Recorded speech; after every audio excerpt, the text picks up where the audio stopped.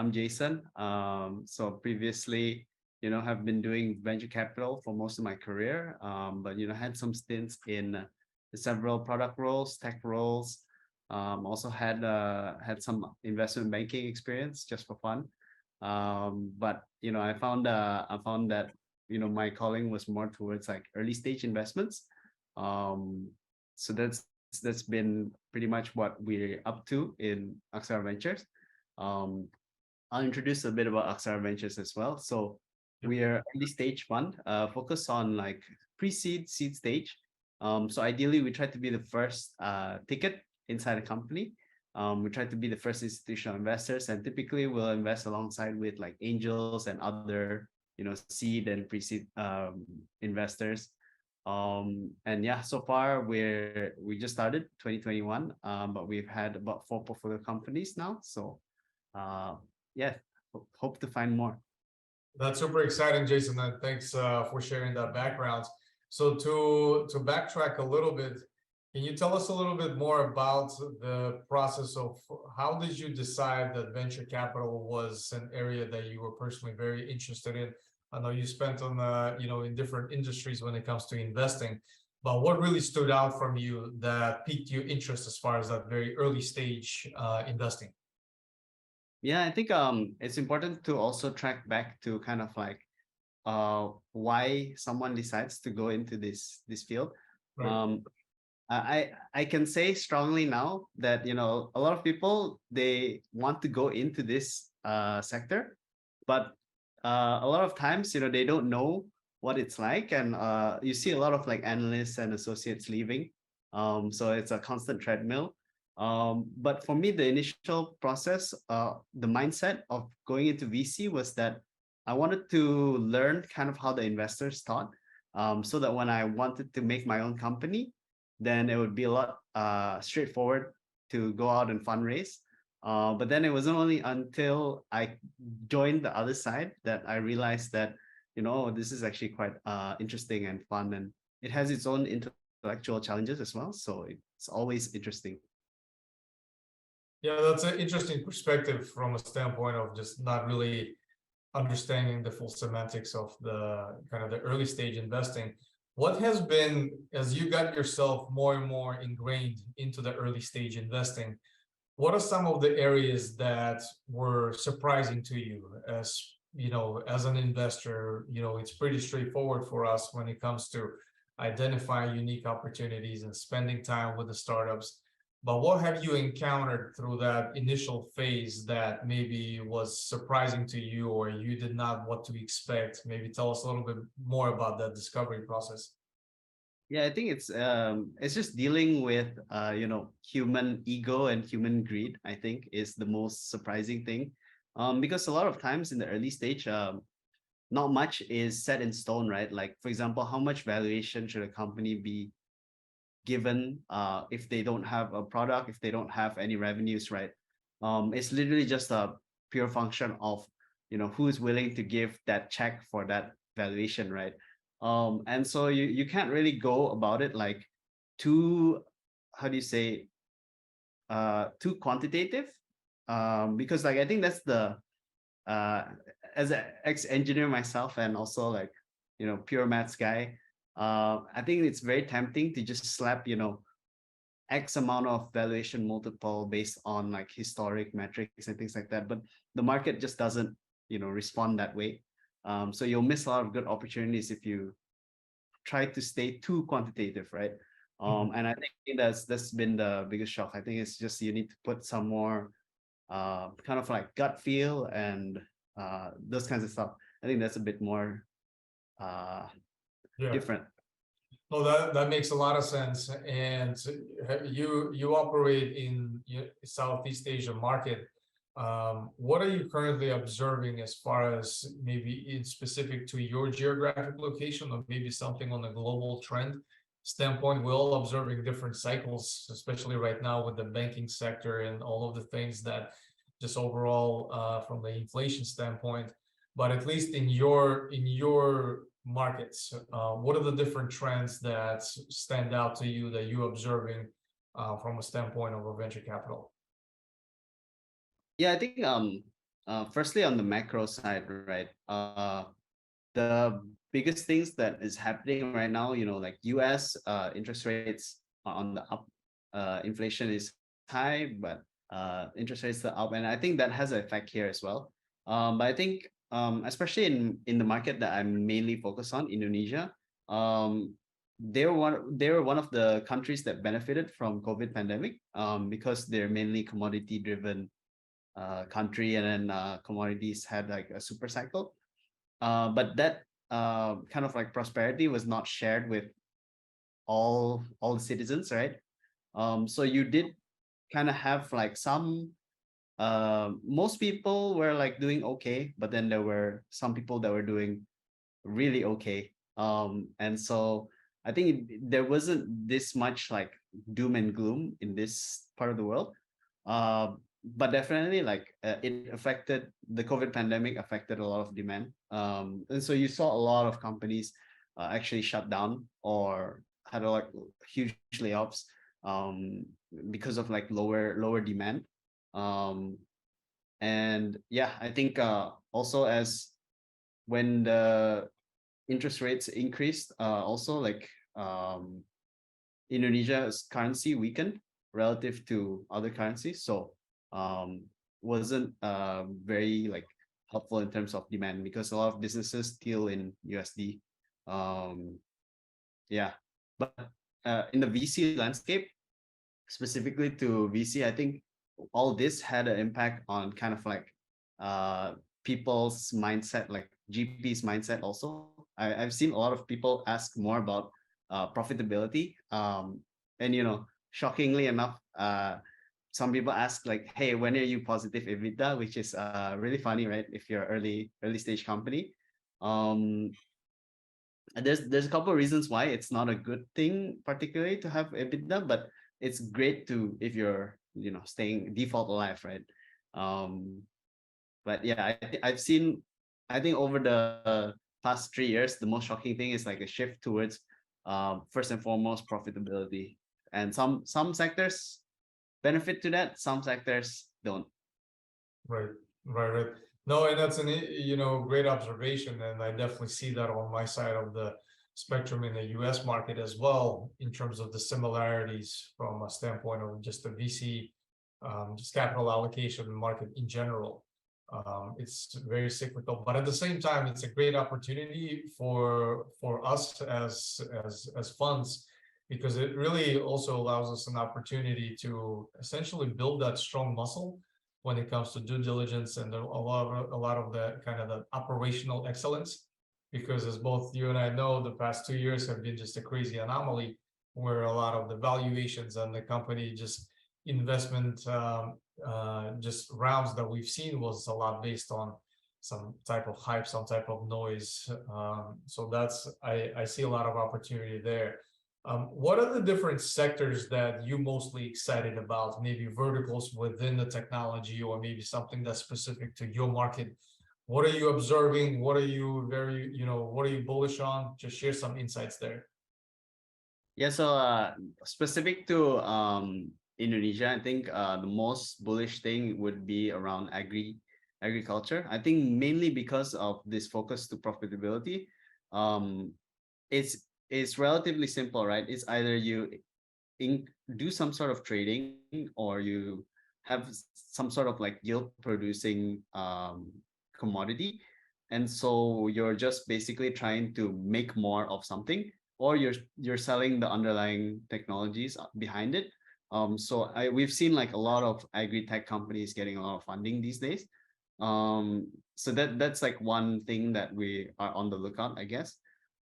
We've always been interested in the creative economy, things like around influencers and creators. It's been kind of like a really big marketing channel nowadays, especially in Southeast Asia.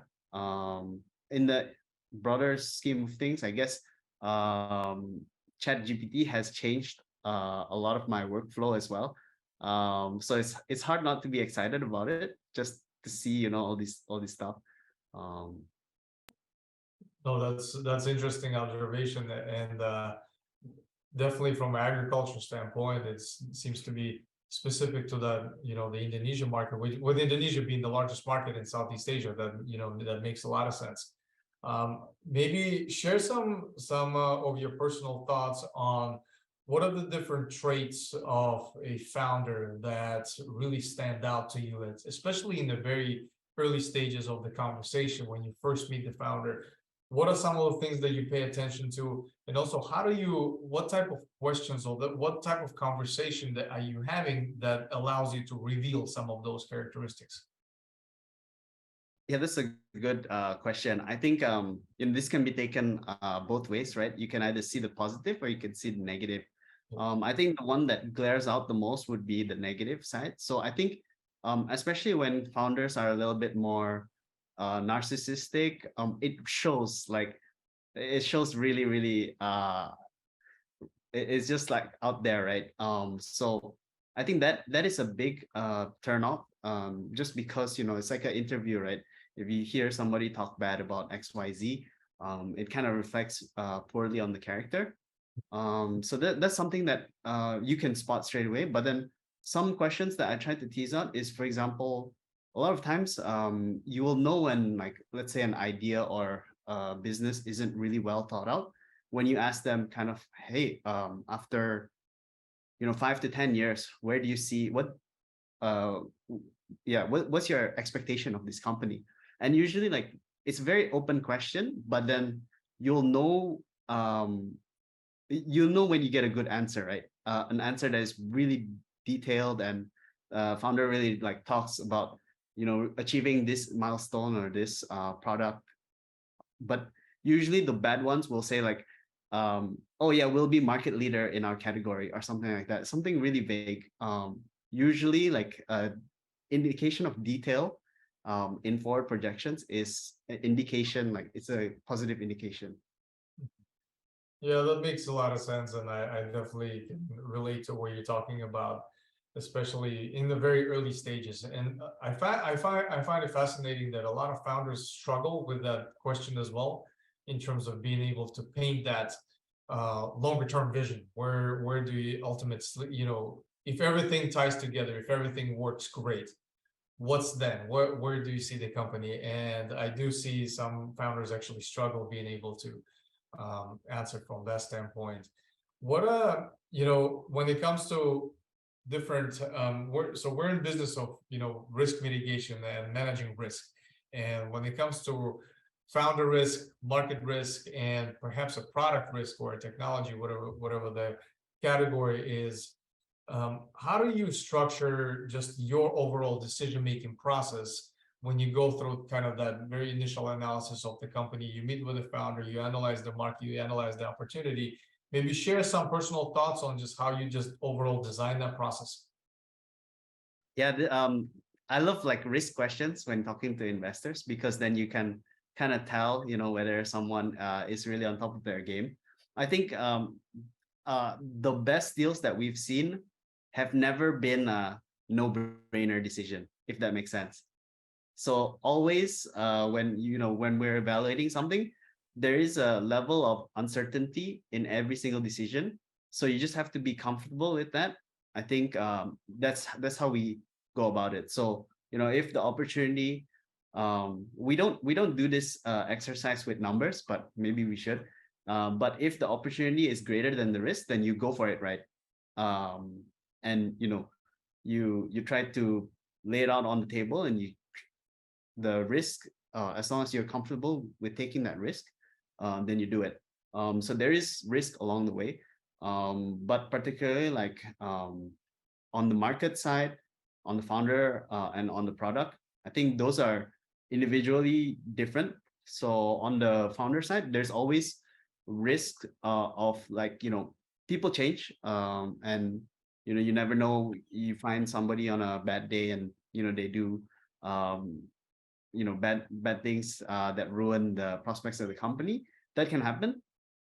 um Ultimately, you know we believe that, like, you are probably going to have the same work ethic as you would previously. So we do like extensive background checks actually when we do investments, just to make sure that we kind of know, who we're working with. And particularly, it's not about scanning the positives, it's more of scanning the negatives.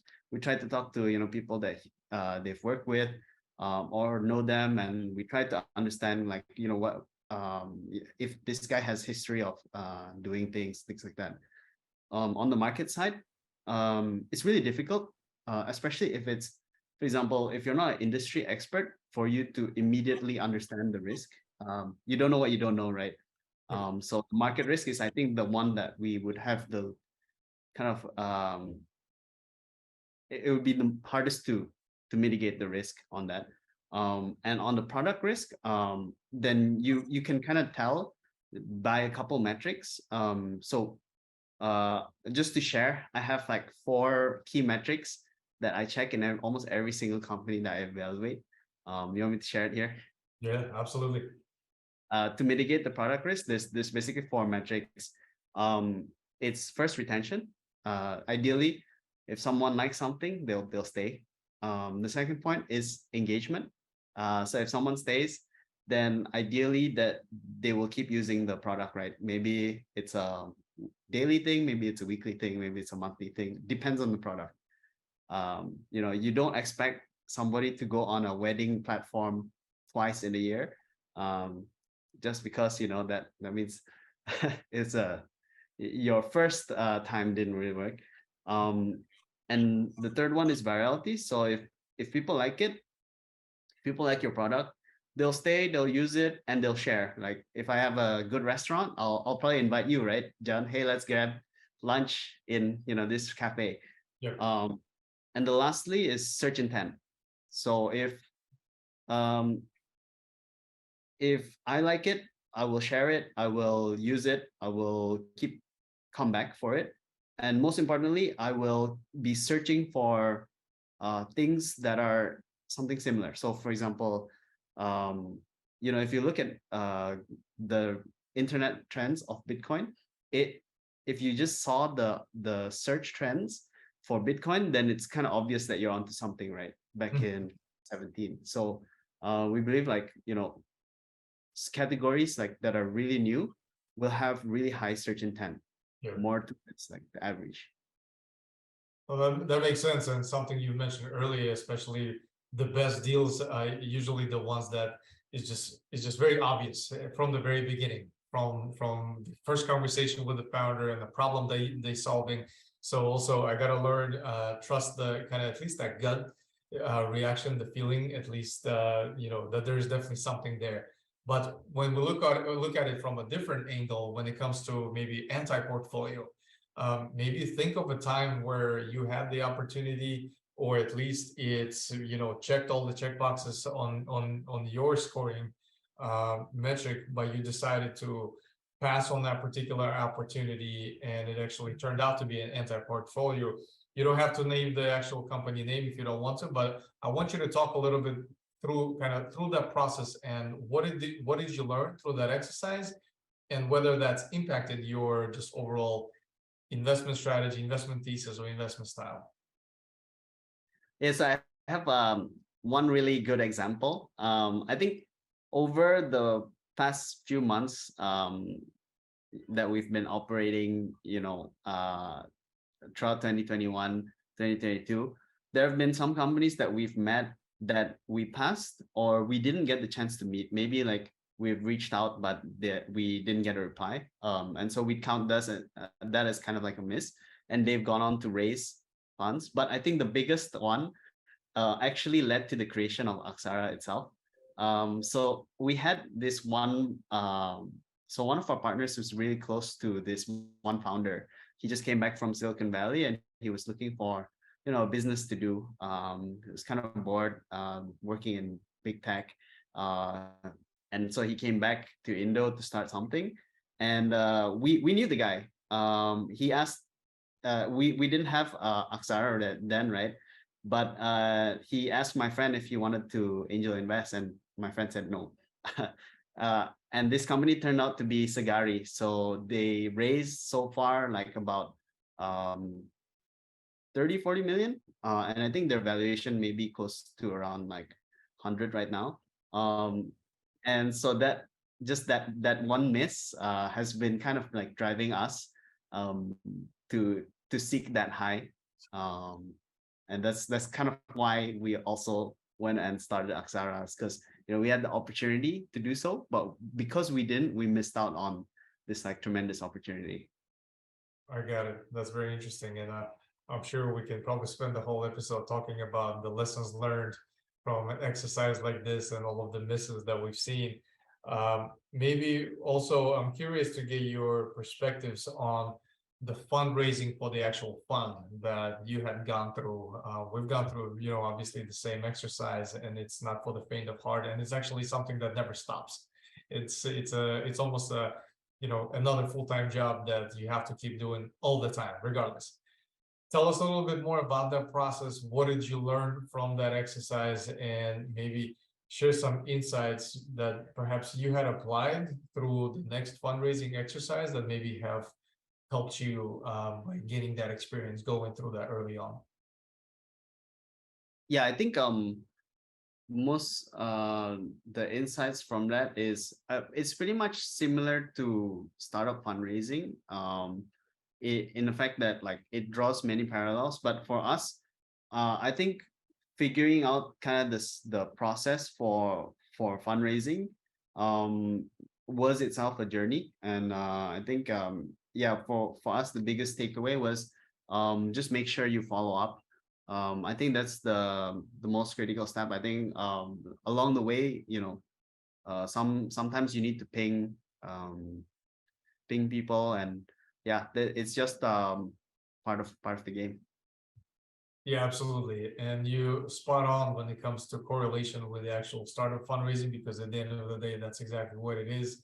And just the storyline overall, why you in this, and what makes you unique from that standpoint, which leads me to a further point. As far as building that solid deal flow for you, what are the different strategies that really help you succeed in that space to create that funnel, especially in your market that attracts some of the top founders? Yeah, so strategy is different to tactics.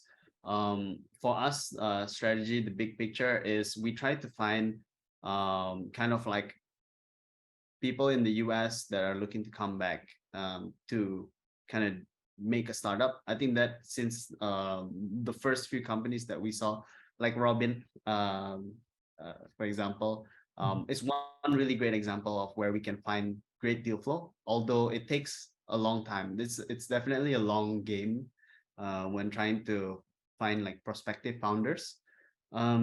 We've worked a lot. I guess this is a little bit tactically, but we tried to get close to all the accelerators, incubators in the market, in the off chance that we might be able to get some proprietary deal flow, but it's really unlikely. And I think my personal strategy is just goodwill comes a long way. Good karma comes a long way.